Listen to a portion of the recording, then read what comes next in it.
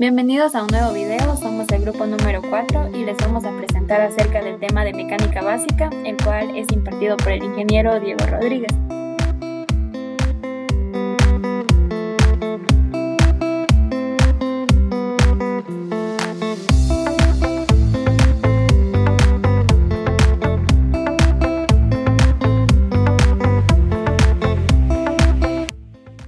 Bueno, como introducción en este video vamos a hacer una pregunta clave que sería que si nos gustaría mantener nuestro vehículo en óptimas condiciones y garantizar un manejo seguro y eficiente.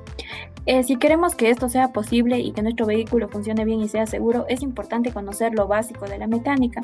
Saber cómo trabaja el motor, la transmisión y otros sistemas nos ayuda a mantenerlo en buen estado, evitar fallas y alargar su vida útil. Además, entender dónde están los componentes y cómo darles mantenimiento nos permite tomar mejores decisiones al conducir y cuidar nuestro auto. Bueno, en este punto vamos a hablar sobre herramientas e instrumentos. Las herramientas e instrumentos son muy importantes para realizar tareas y mantenimientos y reparaciones y para verificar el estado del vehículo. Aquí podemos encontrar varias herramientas fundamentales que tienen que permanecer dentro del vehículo. Aquí vamos a enumerar ciertos grupos de herramientas que son fundamentales para llevarlos en sí dentro de nuestro vehículo, para cualquier emergencia, para cualquier percance que se puede producir. En primer grupo podemos observar diferentes herramientas cortantes que sirven para trabajar materiales que sean un poco más duros a la hora de utilizarlos. En segundo grupo podemos observar que es muy importante utilizar llaves y desarmadores. Y en tercer grupo podemos utilizar herramientas que su función diversa, las cuales ayudan a facilitar la tarea mecánica, sin ellas no podrían realizarlas. Por ejemplo, la gata hidráulica. Sin la gata hidráulica no podríamos elevar el chasis del vehículo para poder realizar el cambio de llanta, que normalmente se utiliza esta herramienta. Y por cuarto grupo se utilizan herramientas básicas que son habituales para la medición de talleres. Son herramientas que se utilizan para ver si que la presión del aire de la llanta está correcto y medir ciertas cosas importantes que tiene el vehículo.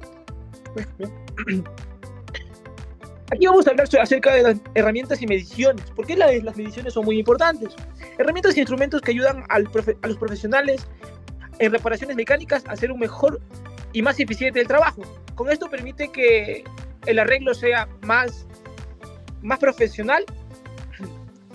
Son instrumentos muy utilizados en los talleres para la verificación y medición que lleva a cabo consigo la necesidad de tomar medidas de piezas y trabajos que están realizando. Como les he explicado antes, estas herramientas son muy importantes, pero es bueno ser utilizadas por personas capacitadas en este ámbito, como mecánicos ya con experiencia. Aquí a continuación voy a detallar un grupo de herramientas que normalmente ya las hemos analizado en diferentes grupos, pero aquí me gustaría destacar las herramientas que considero que tiene que tener cualquier persona en su vehículo por caso de emergencia. Alicates, destornillador y broca de uso múltiple. El alicate sirve para doblar y cortar diferentes tipos de objetos. Destornillador sirve para ajustar cualquier tipo de pernos, pequeños o grandes, para mejorar el ajuste del vehículo. Broca de uso múltiples.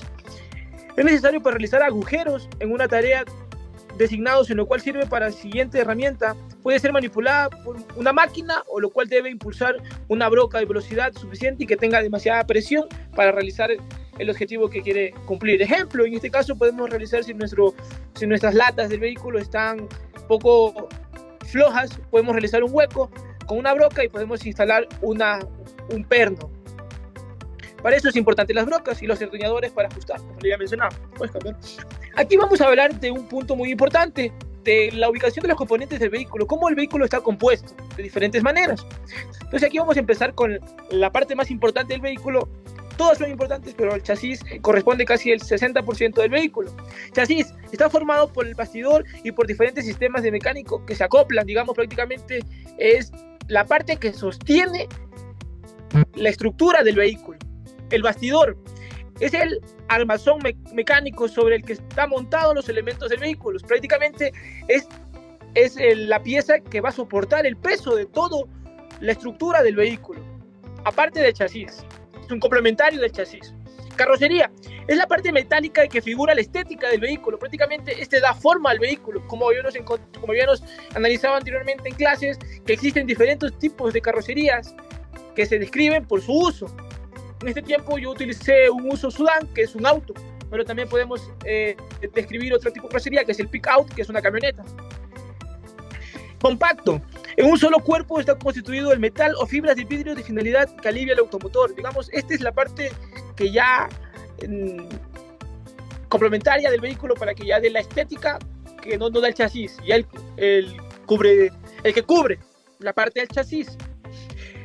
Entonces también podemos ver independiente. Es una sola estructura de gran resistencia que sirve para soportar toneladas. Entonces, independiente es una pieza fundamental para que el vehículo pueda soportar diferentes tipos de pesos para la actividad que realiza, para que pueda soportar y no perder la estabilidad del vehículo. Entonces, con estos puntos analizados podemos entender cómo está compuesto un vehículo y también podemos analizar, primera parte, cuáles son las herramientas primordiales que tiene que llevar una persona en su vehículo para cualquier caso de emergencia. Bueno, esto ha sido mi aportación para la exposición del día de hoy. Muchas gracias. Ya, bueno, vamos a revisar los elementos que componen el motor. Dentro de este punto tenemos que el motor de combustión interna está compuesto por dos tipos de elementos, los fijos y los móviles. Cada uno cumple su función específica. Entonces vamos a revisar primero los elementos fijos del motor. Los elementos fijos, bueno, como su nombre lo dice, no se mueven durante el funcionamiento. En este caso tenemos la culata o cabezote. Es la que se encuentra en la parte superior del motor y sella los cilindros, formado por la cámara de combustión junto con los pistones y bloques del motor. Generalmente está fabricado por hierro fundido o una aleación, esto con el fin de disminuir el peso.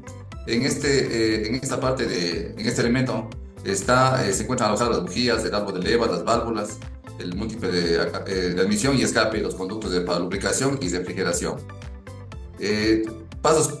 Antes de acompañar, pasos para determinar si el cabezote está torcido o el empaque soplado.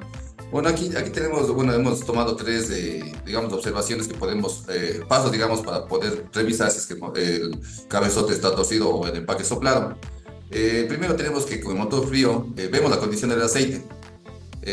Si el aceite es viscoso y oscuro, el motor está bien, pero si es que es de café chocolatoso y espumoso, es que el empaque del cabezote está soplado o está torcido. Asimismo, otra forma de ver que está el empaque soplado o el cabezote torcido es con el motor frío. Asimismo, sacar la tapa del radiador, llenamos de agua, prendemos el motor, y si el motor está en buenas condiciones, el agua se mantiene, tranquila, pero si empieza a salpicar es que tenemos que el empaque del cabezote está soplado o el cabezote está torcido. Otro procedimiento que tenemos es que así con el motor frío dejamos prendido el carro por unos 15 minutos y vemos si es que sale agua por el tubo de escape.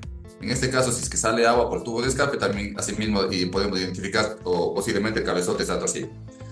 Como recomendación, cuando se adquiere un carro usado también y se rectifica el cabezote, se tendría que elaborar un empaque nuevo. Este empaque nuevo tiene que cumplir la fórmula de empaque viejo más la media rectificada. Otra recomendación es de no rectificar el cabezote necesariamente, porque esto, como dice, tienen presiones internas y lo pueden fisurar. Otra parte fija del motor, tenemos el bloque del motor o bloque de cilindros. Aquí es donde se ensamblan los componentes esenciales del motor y alberga los cilindros de la combustión. Entonces aquí podemos tener de 2 hasta 8 cilindros. Y asimismo puede alojar un bloque, 2 bloques, hasta un máximo de 6 bloques. Si es un solo bloque, se denomina monobloque. Si son 2 bloques, bibloque. Sirve asimismo para soporte de elementos móviles. Además posee conductos de lubricación, refrigeración y circulación del aire. El tapa de válvulas, asimismo cubre la parte superior del cabezote, y su principal función es proteger y sellar el sistema de válvulas y árbol de levas, evitando que el aceite se fugue y asimismo evitando que la entrada de suciedad o contaminantes al motor. Seguimos con las partes fijas. Tenemos el cárter, que es la parte por donde se cierra el motor, la parte inferior, el asiento, del motor, donde su función principal es almacenar y distribuir el aceite para la lubricación del motor. Además, aloja la bomba de gas. El múltiple de acción es el componente encargado de distribuir el aire la mezcla del aire combustible a los cilindros. Para el proceso de combustión, se encuentra conectado a la culata y a la mariposa de aceleración en motores de gasolina o al sistema de emisión de aire en motores a diésel. El múltiple de escape es una pieza del motor que se encarga de recoger y dirigir los gases de la combustión que se realiza en el inicio para que salga por los cilindros del sistema de escape. Se encuentra fijado en la culata y el primer componente donde pasan los gases después de la combustión. Bueno, vamos a hablar ahora de los elementos móviles. ¿Qué quiere decir esto? Bueno, que se mueven durante su funcionamiento. Aquí tenemos los pistones que se mueven dentro de los cilindros y transmitiendo la fuerza de la combustión al cigüeñal. Bielas conectan los pistones del cigüeñal y transformando el movimiento rectilíneo en rotativo. El cigüeñal es un eje con codos y contrapesos que convierte el movimiento lineal de los pistones de un movimiento rotativo en los motores de combustión interna. Es una de las piezas fundamentales del motor, ya que permite la transmisión de la fuerza generada por la combustión hacia la caja de cambios y finalmente hacia las ruedas de peine. El volante de inercia, un disco metálico pesado ubicado en el extremo del cigüeñal, cuya función principal es almacenar y regular la energía generada por el motor para proporcionar un giro más uniforme y estable. El damper es el amortiguador de las vibraciones del cigüeñal. Es una polea especial ubicada en el extremo delantero del cigüeñal. Su función principal es absorber y reducir las vibraciones torsionales generadas por el giro del motor, evitando daños en el cigüeñal y otros componentes. El árbol de levas controla la apertura y cierre de las válvulas de admisión y escape. Las válvulas se abren y cierran para que la entrada y salida de los gases de combustión. Los resortes de válvulas devuelven las válvulas a su posición original después de abrirse. Balancines y taques transmiten el movimiento del árbol de levas de las válvulas. Volante de inercia regula y suaviza el giro cigüeñal almacenando la energía cinética. La bomba de aceite mantiene, como decíamos, la parte de la lubricación de las piezas móviles. La bomba de agua circula el refrigerante para mantener la temperatura del motor. Cadena o correa de distribución sincroniza el movimiento del cigüeñal y el árbol de levas. Dentro de esta tenemos algunas recomendaciones para el uso correcto del funcionamiento de la banda de distribución. En los motores de gasolina, bueno, el mantenimiento de la banda de distribución es preventivo, porque no tenemos que esperar que se rompa para poder cambiarla, sino tiene que hacerse dependiendo de lo que diga el manual de usuario, y tendría que hacerse cada ciertos, bueno, en este caso cada 50.000 kilómetros, consultar con el mecánico y asimismo se tiene que cambiar todo el kit. Banda de distribución, retenedores, árbol de levas, retenedores de cigüeñal, templadores, guías en caso que tenga. En los vehículos 4x4, asimismo, el mantenimiento de este tipo es correctivo. Ellos no utilizan banda de distribución, sino es cadena de distribución. Este se debería cambiar cuando ya está obsoleto o empieza a rozar con las partes del motor. Y asimismo, el kit se debe cambiar el kit completo, o sea, es decir, cadena de distribución, retenedores de cigüeñal, templadores, guías de todas las canaleras donde se asienta la cadena. En los vehículos a diésel, ellos no utilizan banda ni cadena de distribución, sino son piñones de distribución. Y su mantenimiento es correctivo, asimismo se debe chequear cada reparada del motor. Bueno, compañeros, mi tema es, vamos a analizar un motor a 4 tiempos. Tiene 4 ciclos, los cuales son admisión, comprensión, explosión y escape. Admisión: se abren las válvulas de admisión e ingresa el aire a la cámara de combustión. Comprensión: el pistón se eleva, comprimiendo el aire. Explosión: en motores a diésel, la explosión es ocasionada por la inyección de diésel en el punto muerto superior del pistón, ocasionando el despliegue hacia abajo del pistón. Escape: los gases son liberados de la cámara de combustión, siendo expulsados por las válvulas del escape. Entonces, en estos motores de 4 tiempos tenemos 4 fases: admisión, comprensión, combustión y escape. Ahora vamos a ver las ventajas y las desventajas de un motor a 4 tiempos. Las ventajas, en este caso, mayor eficiencia térmica, aprovechando mejor la energía de combustible en comparación con los motores de gasolina. Menor consumo de combustible, esto también ocasiona un ahorro por sí, digamos así. Son más eficientes y consumen menos combustible por kilómetro recorrido. Mayor toque, generan más fuerza a bajas velocidades. Ideal para vehículos pesados y maquinaria agrícola. Mayor durabilidad, son más robustos y tienen una vida útil más larga debido a la menor velocidad de combustión y a que trabajan a menores revoluciones. Menos mantenimiento frecuente, no requieren sistema de encendido con bujías, lo que reduce costos de mantenimiento. Esos son en las ventajas. Y vamos a ver ahora las desventajas de un motor a 4 tiempos. Mayor costo inicial, son más caros de fabricar y comprar en comparación con los motores de gasolina. Mantenimiento más costosos porque las piezas en sí son más caras. Aunque requieren menos mantenimiento cuando se dañan, las reparaciones suelen ser más caras. Mayor peso y tamaño, son más pesados y voluminosos lo que puede afectar el diseño del vehículo en sí. Emisión, contaminantes, aunque han mantenido o han mejorado, siguen emitiendo más óxidos de nitrógeno y partículas contaminantes. Ruidos y vibraciones, más ruidosos y generan más vibraciones que los motores a gasolina. Siguientemente les voy a abordar sobre los tipos de mezclas y su influencia en las presentaciones. Bueno, la mezcla ocurre en el funcionamiento del motor. El pistón baja y dentro del cilindro y la presión interior del cilindro disminuye, aspirando aire desde el purificador carburador y convector de admisión, fluyendo hasta el cilindro. Bueno, como se logra ver en la imagen, ahí tenemos lo que está en la explicación. Y esta mezcla estequiométrica es una mezcla que se debe utilizar seguidamente. Es una mezcla ideal para el buen uso del vehículo, y esta se utiliza en motores para gasolina. Aquí tenemos tres mezclas en las cuales la mezcla estequiométrica, en la cual ya hablé, es la mezcla ideal del aire combustible de 14.7 de aire a 1 de combustible. Esto se ve en motores a gasolina, y 24 de aire a 1 de combustible, y esto se ve en motores a diésel. También tenemos una mezcla pobre, que esto es cuando la cantidad de aire es mayor a la cantidad de combustible.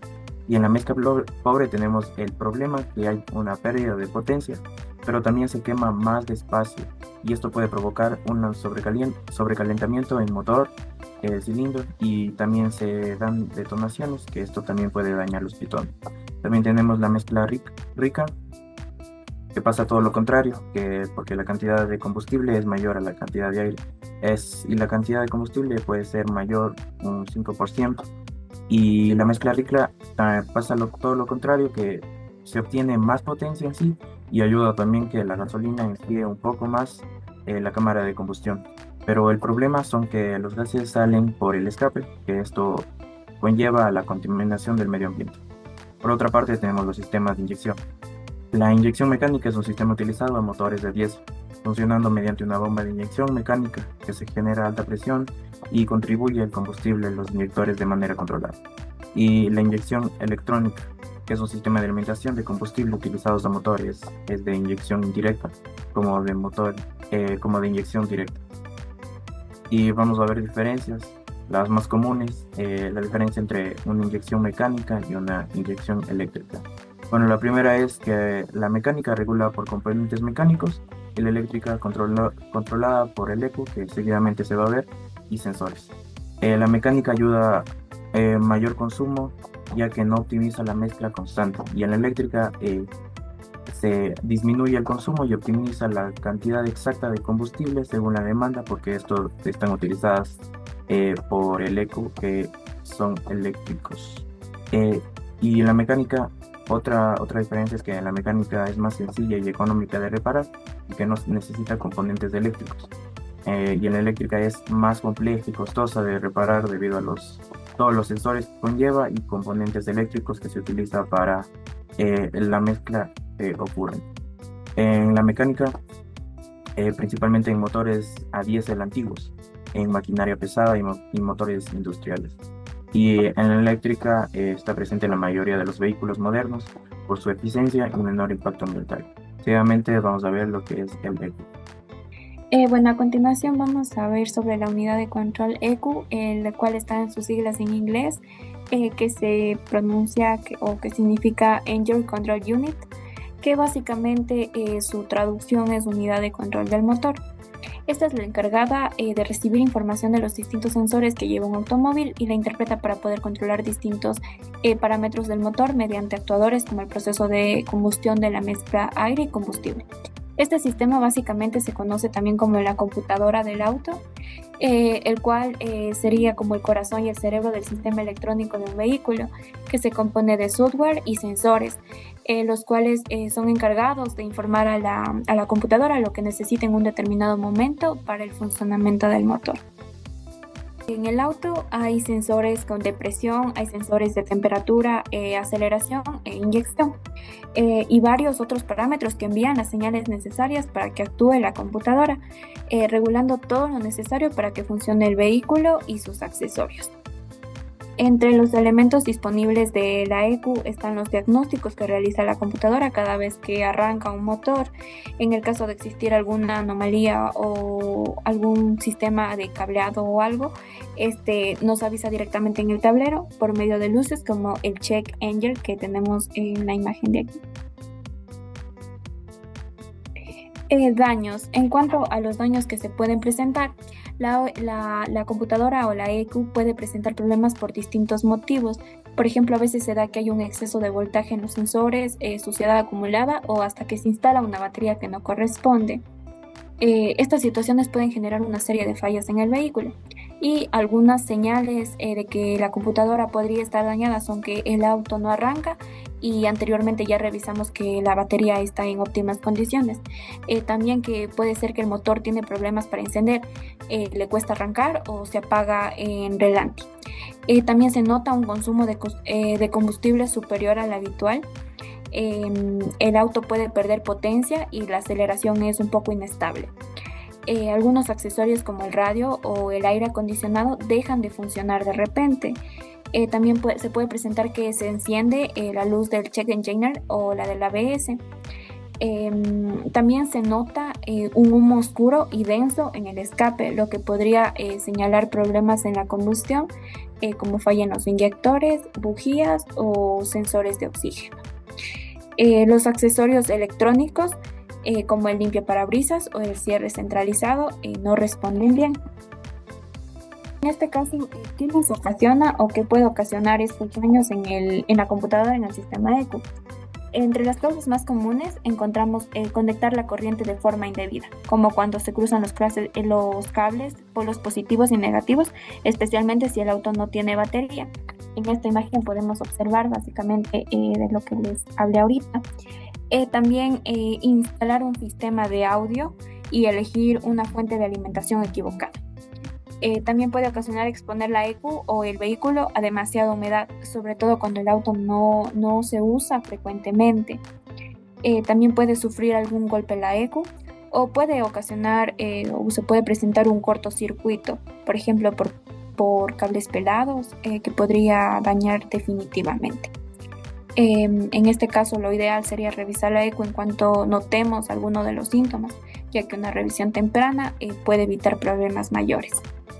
En cuanto al sistema de luces y accesorios, el sistema de luces y accesorios es la parte del sistema eléctrico del vehículo que se encarga del alumbrado, el control y la señalización. Su función principal sería garantizar la visibilidad tanto para el conductor como para los demás usuarios en la vía.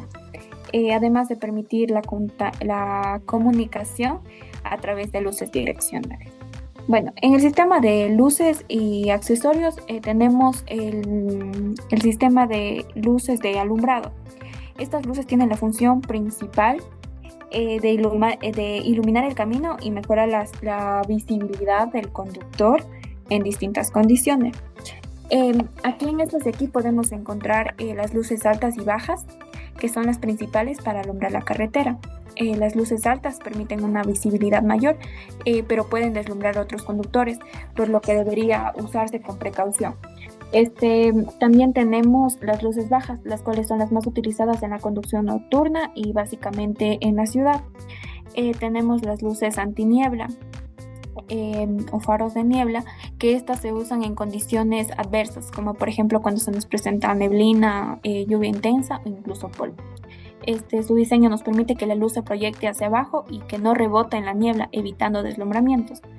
Tenemos las luces de posvisión o medidas, que estas no iluminan la vía, pero hacen visible el vehículo, especialmente al estacionar o circular en la ciudad. Y la luz de placa, que básicamente solo ilumina la placa trasera para que sea legible en la oscuridad, que es algo obligatorio en las normativas de tránsito. También se presentan las luces de maniobra, las cuales estas luces nos ayudan a comunicar nuestras acciones a otros conductores y peatones. En estas de aquí se encuentran las luces indicadoras de dirección, o también conocidas como luces direccionales, que sirven para indicar giros a la izquierda o a la derecha y deben activarse con suficiente anticipación para que los demás conductores reaccionen a tiempo. También encontramos las luces de marcha atrás, las cuales se encienden automáticamente al colocar la reversa y alertan a quienes están detrás de que el vehículo está retrocediendo. Tenemos las luces de freno, que se activan al presionar el freno, avisando a los conductores detrás para que reduzcan la velocidad. También nos encontramos con las luces especiales, que son las luces de emergencia, las luces de contorno y las luces de servicio público, en las cuales se incluyen luces giratorias y destellantes en patrullas, ambulancias y bomberos. Estas nos alertan su presencia y en muchos casos indican la prioridad de paso. Tenemos también lo que son las luces interiores, las cuales se encuentran las luces del tablero, las luces de alumbrado interior y las luces de control. Y estas luces son esenciales para que el conductor y los pasajeros estén seguros dentro del vehículo, ya que nos advierte sobre alguna anomalía o avería en el vehículo. Seguidamente tenemos lo que es el panel de instrumentos, que básicamente nos muestra el funcionamiento del automotor. En este caso encontramos el velocímetro, el cual nos muestra la velocidad a la que se mueve el vehículo. Puede estar en kilómetros por hora o millas por hora, dependiendo del país. Aquí básicamente en Ecuador se nos muestra como kilómetros por hora para indicarnos la velocidad. El tacómetro básicamente nos indica la velocidad del giro del motor, y esto de aquí se mide, su unidad de medida es en revoluciones por minuto. Tenemos el indicador de temperatura, el cual mide la temperatura del líquido refrigerante del motor en condiciones normales. La aguja debe estar cerca del centro. Si sube demasiado podría haber un sobrecalentamiento, lo que requiere una revisión inmediata. Tenemos el indicador de combustible, el cual nos muestra la cantidad de combustible en el tanque y nos recomiendan llenar cuando ya esté en un cuarto, ya que posteriormente, si dejamos que se consuma toda la batería, todo lo que está en el filtro se empieza a absorber y podemos llegar a dañar la bomba de gasolina. Tenemos lo que es el indicador de presión de aceite, el cual nos señala la presión de aceite del motor. Si la presión es baja, puede provocar daños graves en el motor. Y adicional tenemos el indicador de tensión, el cual nos mide el voltaje generado por el alternador. Bueno, en este caso tenemos los que son los testigos de advertencia. Tenemos los que son en rojo y en amarillo, lo que nos indica averías o daños, y los que son en verde, los que son básicamente más informativos. A ver, en este caso les voy a explicar el significado de algunos testigos del tablero del vehículo y qué hacer cuando se encienden. Estos indicadores son fundamentales para el mantenimiento y la seguridad del auto, así que es importante conocerlos bien. Empezamos con el testigo del fallo de la batería, que si este se enciende significa que hay un problema en el sistema de carga, lo cual puede estar relacionado con el alternador o la batería. Y si seguimos conduciendo en esta condición, el vehículo puede apagarse en cualquier momento porque la batería se iría como que desgastando. Y lo mejor sería revisar las conexiones y acudir a un taller lo antes posible. El testigo del cinturón de seguridad, que es simplemente un recordatorio para que nos coloquemos al cinturón antes de arrancar. Actualmente en los autos nuevos también es como que produce un sonido cuando no está ajustado correctamente al cinturón o no está puesto el conductor al cinturón. Tenemos lo que es el baúl abierto, o lo que vulgarmente decimos la cajuela, que nos indica que no está bien cerrado. Aunque parezca esto un detalle menor, esto puede ser peligroso porque el maletero podría abrirse en plena marcha y obstruir la visibilidad o hacer que se caigan objetos. Uno de los testigos más importantes es el de presión de aceite. Si se enciende significa que el motor no está recibiendo suficiente lubricación, lo cual puede causar daños graves en sus componentes. En este caso, lo que podríamos hacer es apagar el motor de inmediato y revisar el nivel de aceite antes de continuar. Tenemos el testigo de freno de mano, que normalmente se enciende cuando el freno de mano está activado, pero si sigue encendido después de soltarlo, puede indicar un nivel bajo de líquido de frenos, y esto es algo que no podemos ignorar, ya que afecta directamente a la capacidad de freno. Otro testigo importante es el de la temperatura del líquido de refrigerante. Se enciende significa que el motor está alcanzando temperaturas peligrosas, lo cual puede deberse a una fuga de refrigerante o un fallo en el sistema de enfriamiento. Y si esto pasa, lo mejor es detenerse, apagar el motor y esperar a que se enfríe antes de revisar el nivel de refrigerante. Si el testigo de fallo en la dirección asistida se enciende, La dirección puede volverse más dura y difícil de manejar, especialmente a bajas velocidades. Esto puede ser una falta de líquido de dirección o un fallo eléctrico del sistema. Seguidamente tenemos el testigo de que si alguna puerta esté abierta, y simplemente este de aquí nos avisa si alguna puerta está mal cerrada, y algunos autos incluso nos indican exactamente qué puerta no está bien cerrada. En cuanto a los testigos que son de atención, tenemos el testigo de control de tracción o estabilidad, que básicamente tiene dos funciones. Si está fijo, significa que el sistema está desactivado, y si parpadea, significa que está funcionando para evitar que perdamos el control del vehículo en una curva o superficie resbaladiza. Cuando se enciende el testigo de pastilla de frenos, significa que las mismas están desgastadas y nos indica que ya es, o sea, tenemos que cambiarlas. Y si las dejamos así por mucho tiempo, la distancia del frenado aumentará y podríamos poner en riesgo nuestra seguridad. Tenemos el testigo del fallo del ABS, que nos dice que hay un problema en el sistema antibloqueo de frenos. Esto no significa que el freno deje de funcionar, pero sí que perdamos la asistencia del ABS, lo que puede hacer que las ruedas se bloqueen en una frenada brusca. Si nos aparece el testigo de lámpara interior fundida, también llamado testigo de alumbrado, significa que una de las luces exteriores del auto no está funcionando, y es importante revisarlas, ya que conducir con una luz fundida puede reducir la visibilidad y hasta ser motivo de una infracción. El check engine, o que también se conoce como fallo del motor, que es uno de los testigos más generales, porque puede indicar muchos problemas en el sistema eléctrico del motor. Por eso mal hacemos si se prende el check engine y nos vamos a un taller de mecánica automotriz, sino más bien tendríamos que irnos a un taller de mecánica eléctrica o un taller eléctrico. Tenemos lo que es el líquido limpia parabrisas, que simplemente nos indica que es momento de rellenar el depósito de parabrisas. El testigo del nivel de combustible, nivel bajo de combustible, que significa que el tanque está llegando a su reserva. Dependiendo del vehículo, aún nos quedan kilómetros antes de quedarnos sin gasolina, pero lo mejor es no esperar y recargar lo antes posible, porque como les decía anteriormente, si dejamos que se absorba, el filtro de gasolina empieza a, digamos que como es el que absorbe todas las impurezas, la bomba empieza a absorber eso y podríamos dañar. El testigo, el airbag, el fallo de desconexión del sistema airbag, que nos alerta que hay un problema en el sistema de airbags. Esto puede significar que estén desactivados o que hay una falla que impedirá que se activen en caso de accidente. También tenemos lo que es la presión de inflado de llantas. Significa que una o más llantas tienen baja presión o que hay un fallo en el sistema del monitoreo de los neumáticos, y manejar con la presión incorrecta puede hacer que las llantas se desgasten más rápido o incluso que podamos llegar a perder estabilidad en la carretera.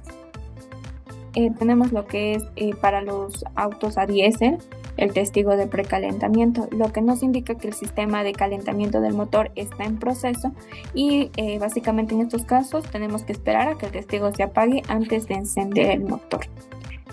Tenemos lo que son los testigos de luces de carretera, que básicamente nos indican si tenemos las luces altas, las luces bajas o neblineras encendidas, y es importante saber cuándo usarlas para no afectar la visibilidad de otros conductores.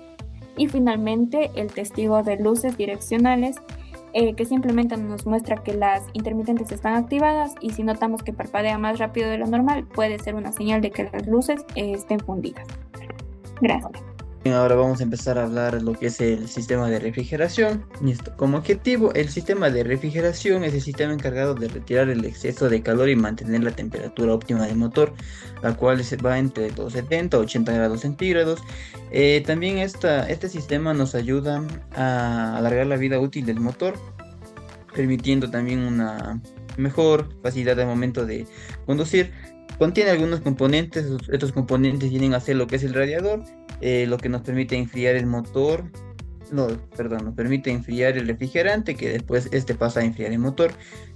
Tenemos lo que es la bomba de agua, encargada de mantener la circulación constante del refrigerante, que pase por todos los componentes del sistema de refrigeración. El depósito de refrigerante nos sirve para almacenar el líquido de refrigerante, o la mezcla que muchos utilizamos, que en este caso vendría a ser de agua y refrigerante, para que tenga un mayor efecto de enfriamiento. las mangueras, que son las encargadas de transportar todo el líquido hacia todas las partes del sistema, el ventilador, que nos proporciona un flujo de aire y optimiza el intercambio de calor con el radiador, y el termostato, que mantiene el motor dentro del rango de temperatura.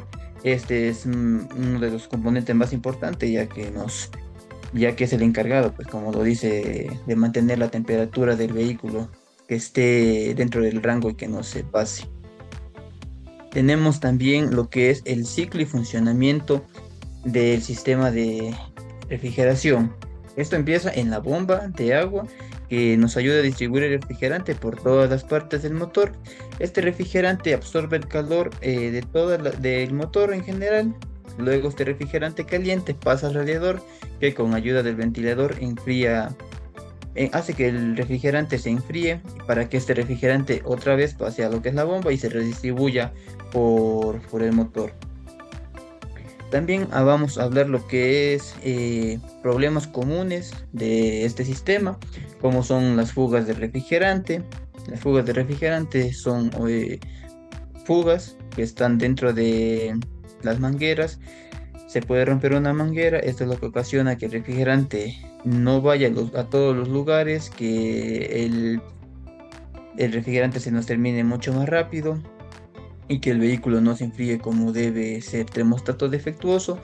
Esto nos genera bastantes problemas, ya que el auto puede llegar a alcanzar, el motor puede llegar a alcanzar temperaturas bastante elevadas, sin que el termostato lo pueda corregir.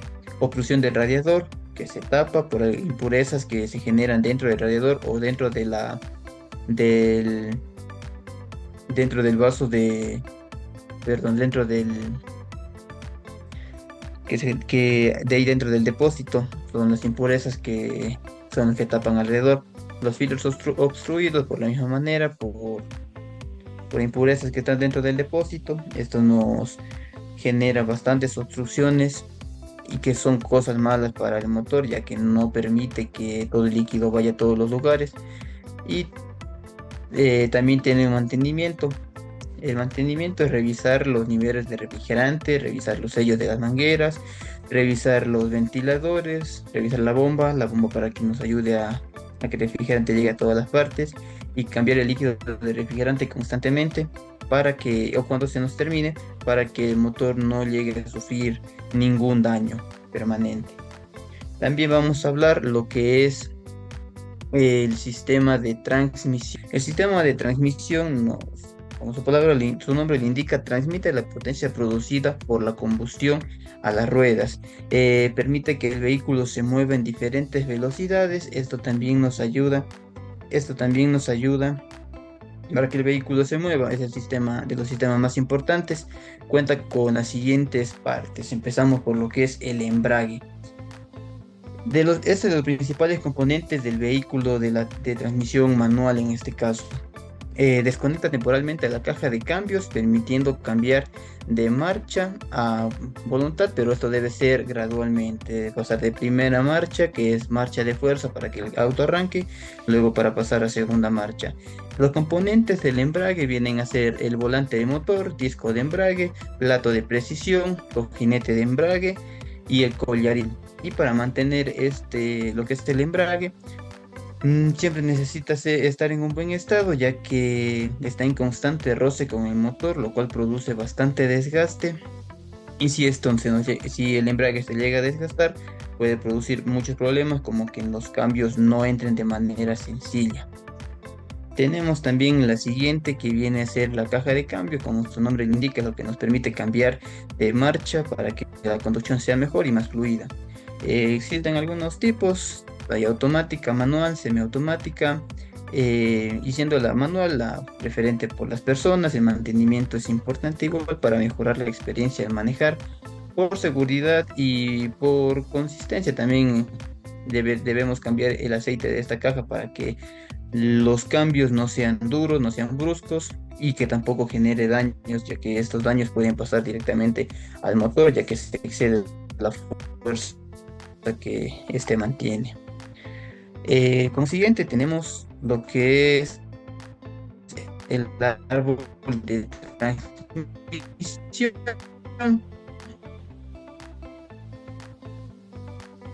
los diferenciales y el mantenimiento de este se realiza lubricando las juntas y revisando posibles daños que puedan existir dentro de este, ya que es el encargado de distribuir toda la fuerza que se genera en el motor hacia los neumáticos. El diferencial nos permite que las ruedas giren de diferentes velocidades en curvas, permitiendo más estabilidad. Como poníamos el ejemplo en la clase que estuvimos viendo, que si tomamos una curva hacia el lado izquierdo, la rueda que esté en la parte derecha, o digámoslo así, en la parte de afuera de la curva, es la que va a girar más rápido, mientras que la que está dentro de la curva va a girar más lento, para que el auto se estabilice y no tengamos ningún accidente. Diferenciales existen algunos tipos, como son diferenciales abiertos, de desplazamiento bloqueante. Tenemos también tipos de transmisiones. En lo que son los tipos de transmisiones, tenemos la transmisión manual. Esta transmisión manual tiene unos mecanismos, funciona por el mecanismo de embrague, caja de cambio, sincronizadores y pedal de embrague. Los fundamentos de esta transmisión manual es que al pisar el embrague se desacopla del motor de la caja de cambios, permitiendo que el conductor seleccione la marcha deseada. Desde la primera marcha hasta la quinta marcha, dependiendo de la disposición de la máquina, ofrece una experiencia más agradable al conducir. Los sincronizadores son componentes cruciales que aseguran una transición suave entre las marchas y ajustan la velocidad de rotación. Y también aquí influye bastante la habilidad para anticipar las necesidades de conducción y realizar los cambios de marchas fluidas. Ventajas de lo que es la transmisión manual es que el conductor tiene un control absoluto sobre la selección de las marchas. La interacción física con la transmisión manual crea una conexión única. En ciertos escenarios también puede ser más eficiente en términos de consumo de combustible. La transmisión automática, como su nombre lo indica, es completamente automática. Tiene unos fundamentos también, como que utiliza el sistema hidráulico y algo que se llama convertidor de par para transmitir la potencia del motor a las ruedas. Los engranes planetarios permiten una variación continua de las rotaciones. La mayoría de estos incorporan también un sistema electrónico que monitorea constantemente la conducción. Y aunque no todos tienen esta cualidad, pero muchos tienen modos de conducción, como son la conducción de tipo Eco y la conducción Sport. La Eco es la que va más dirigida a la economización del combustible, mientras que el Sport va dirigida al rendimiento. Ventajas de que es una conducción sin esfuerzo, tiene accesibilidad universal y una optimización electrónica que nos permite una eficiencia óptima del combustible y el rendimiento adaptativo. Transmisión semiautomática incorpora dos embragues, uno que se encarga de las marchas impares y otro de las marchas pares. Sistema de control electrónico que decide cuándo cambiar de marcha basándose en efectos como la velocidad del vehículo, y proporciona a los conductores las opciones de intervenir también de manera manual, ya que es semiautomática. Entonces, a través de una palanca de cambios que se encuentra en la consola central. Las ventajas que ofrece es la comodidad de no tener que cambiar las marchas completamente manual. Y también se elimina la necesidad de disponer de habilidades específicas en cambios de marchas. Y por último tenemos la transmisión continuamente variable, también conocida como CVT. Esta es bastante diferente de las demás, ya que cuenta con poleas y correas en lugar de engranes. Permite una transición continua de los cambios, adaptándose al sistema de manejo que se esté controlando en ese momento, y su sistema también es electrónico. Tiene un diseño simple, lo cual también resulta económico en lo que es el mantenimiento, pero esta no es tan conocida ni tan solicitada por los que manejamos carros. Entonces, eso creo que sería lo que es la exposición de nuestro grupo, y agradeciéndole por su tiempo, profesor, que nos ha dado para la exposición.